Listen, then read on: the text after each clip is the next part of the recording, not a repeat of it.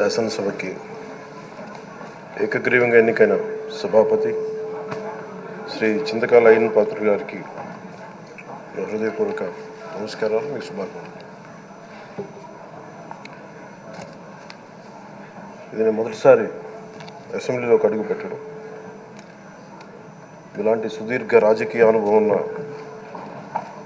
దాదాపు 7 సార్లు ఎమ్మెల్యేగాను, ఒకసారి పార్లమెంట్లో అడుగుపెట్టిన మీకు, Panchayati Raj, technical education, forest, R&B అనేక మంత్రిత్వ శాఖల్ని సమర్థవంతంగా నిర్వహించిన మీకు ఈ సభాధ్యక్షుడు, ఈ స్పీకర్ స్థానంలో కూర్చోవడం నాకు చాలా ఆనందంగా ఉంది. ఇన్ని దశాబ్దాలు ప్రజలు రాజకీయ జీవనంలో ప్రజలు మీ వాడి వేడి చూశారు. మీకు కోపం వస్తే ఋషికొండను చెక్కినట్టు ప్రత్యర్థులకి పదునైన ఉత్తరాంధ్ర యాసలో గుండు కొట్టేస్తారు. ఒకటే బాధేస్తా ఉంది సార్, ఇకపైన మీకు తిట్టే అవకాశం లేకపోవడం.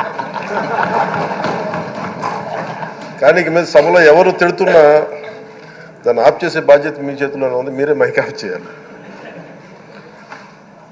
అంటే మా చిన్నప్పుడు నేను చూసేవాడు, ఒకసారి అల్లరి చేసే అబ్బాయిని క్లాస్ లీడర్ చేసేవాడు చిన్నప్పుడు మా స్కూల్లో.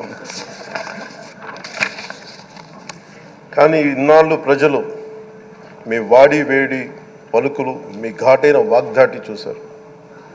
ఈ రోజు నుంచి రాష్ట్ర ప్రజలు మీ హుందాతనం చూస్తారు. డిబేట్స్ వెనకాల దాక్కుని సంస్కారహీనమైన భాషలని, భావాలని రకరకాల మాధ్యాల్లో విరజిమ్ముతూ ఉంటారు. దాని నియంత్రణ మీ ఆధ్వర్యంలో ఇక్కడి నుంచే మొదలవ్వాలి. ఇందాక సభానాయకులు, గౌరవ ముఖ్యమంత్రి శ్రీ చంద్రబాబు నాయుడు గారు చెప్తారు, ఆడబిడ్డలు ఏ విధంగా నలిగిపోయారు ఈ రాష్ట్రంలో గత 5 సంవత్సరాల్లో. చిన్న లేదు, పెద్ద లేదు, ఎవరని లేదు. ఎవరన్నా సరే ఒక మాట మాట్లాడితే వాళ్ళకి వ్యక్తిగతంగా దూషణ, సోషల్ మీడియాలో వాళ్ళని క్యారెక్టర్ అసాసినేట్ చేయటం, వాళ్ళు పెద్ద నాయకులు కావచ్చు, కార్యకర్తలు కావచ్చు, లేదా వాళ్ళకి ఎదురు తిరిగి ఒక ఒపీనియన్ చెప్పి ఎవరైనా సగటు మనిషి కూడా కావచ్చు, అది ఇక్కడితో ఈ రోజు నుంచి ఆగిపోవాలి అధ్యక్ష. అది మీ ఆధ్వర్యంలోనే మొదలవ్వాలి. గత ప్రభుత్వం తాలూకు సభ జరిగిన విధానం చూస్తే ఈ వ్యక్తిగత దూషణ ఇవన్నీ చాలా ఇబ్బంది పెట్టే ప్రజలు. ఈ రోజున వాళ్ళకి 11 సీట్లకు పరిమితం అయ్యారు, ఈరోజు లేరు, ధైర్యం లేదు వాళ్ళకి. విజయాన్ని తీసుకోగలిగారు కానీ ఓటమి కూడా ధైర్యంగా కూర్చుకునే వాళ్ళకి స్థాయి లేదు, వాళ్ళకి పారిపోయారు ఇక్కడి నుంచి. భావంలో ఉండే తీవ్రత భాషలో ఉండాల్సిన అవసరం లేదు. భాష మనుషుల్ని కలపడానికి కానీ విడగొట్టడానికి కాదు. భాష విద్వేషం రేపడానికి కాదు, పరిష్కరించడానికి. ఎంత జటిలమైన సమస్య అయినా, భయంకర సమస్య అయినా చర్చల ద్వారా పరిష్కరించుకోవడానికి కానీ వివాదం సృష్టించడానికి కాదు. ఈ సభ ఉన్నది అందుకు.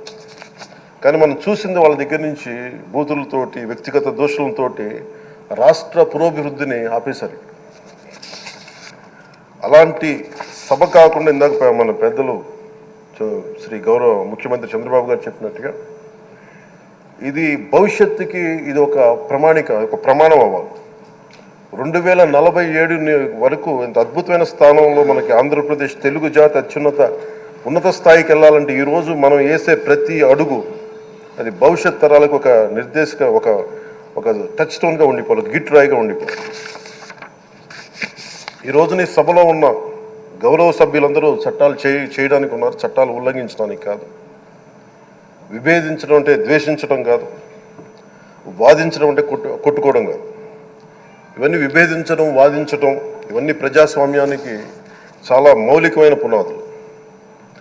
ఆంధ్రప్రదేశ్ ఆవిర్భావం జరిగి అసలు భాషా ప్రయుక్త రాష్ట్రాల ఆవిర్భావమే మన ఆంధ్ర రాజ్యంతో మొదలైంది.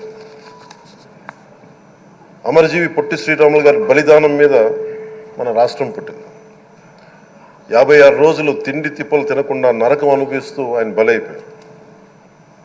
ఆయన మరణానికి చేరువవుతూ ఆమరణ నిరాహార దీక్ష చేసిన ప్రతిరోజు మనకి దాదాపు ఈ సుదీర్ఘమైన 6 దశాబ్దాల కాలం 1.5 సంవత్సర కాలం అంటే ఆయన ప్రతిరోజు చావుకి చేరువవుతూ భోజనం లేకుండా ఆయన గడిపిన ప్రతిరోజు మనకి 1.5 సంవత్సర కాలం. అలాంటి నేపథ్యంలో అలాంటి మహోన్నతుడు శ్రీ పొట్టి శ్రీరాములు గారి త్యాగాన్ని కనుక మనం ఈ సభలో ప్రజా సంక్షేమం కోసం మాత్రమే చర్చలు జరగాలి, వాదోపవాదాలు హద్దులు దాటకుండా ఉండాలి, వ్యక్తిగత దూషణకి తావివ్వకుండా ఉండాలి. అలా కాకుండా గత ప్రభుత్వంలాగే ఈ సభని తిట్లకి బూతులకి కొట్లాటకి వాడితే ప్రతి నిమిషం పొట్టి శ్రీరాములు గారి బలిదానాన్ని అవమానం చేసినట్టే. ఒక గొప్పవాడు, ఒక మహానుభావుడు బతికినప్పుడు మాత్రమే కాదు, చనిపోయిన తర్వాత కూడా కొన్ని తరాలు ఉపయోగపడతారని నిరూపిస్తారు. అలాంటి కోవకు చెందిన మహానుభావులు ఆంధ్ర రాష్ట్ర సృష్టికర్త, భాషా ప్రయుక్త రాష్ట్రాలకు శ్రీకారం చుట్టిన ద్రష్ట, అమరజీవి శ్రీ పొట్టి శ్రీరాములు గారి స్మృతిలో ఒక విలువలతో కూడిన ఒక సత్సాంప్రదాయాన్ని తెరలేపుతూ మీ ఆధ్వర్యంలో ఈ సభ జరగాలని, ఈ 5 ఏళ్ల ప్రజా ప్రస్థానంలో ఈ విలువైన 5 ఏళ్ళు రాబోయే తరానికి గొప్ప భవిష్యత్తునిచ్చేలా, అన్నం పెట్టే రైతుకి, కౌలు చేసుకునే రైతుకి, రైతు కూలీకి అండగా ఉండేలా, మహిళలకి భద్రతతో పాటు ఉన్నత స్థాయికి ఎదిగేలా, ప్రభుత్వ ఉద్యోగులకి భద్రత కల్పించేలా, పశువు పక్షి ప్రకృతి సర్వజనులందరికీ కూడా మతాలకి ప్రాంతాలకి అతీతంగా సుభిక్షంగా అభివృద్ధి పదంలో ఆంధ్రప్రదేశ్, ఆంధ్ర రాజ్యం అద్భుతమైన ప్రగతి సాధించేలా ఈ చర్చలు సాగాలని కోరుకుంటూ, సభాపతి అయ్యన్న పాత్రుడి గారికి మీ ఆధ్వర్యంలో ఈ సభ ఒక సరికొత్త సాంప్రదాయానికి, సత్సాంప్రదాయానికి ఇది తెరతీయాలని కోరుకుంటూ మీకు మరో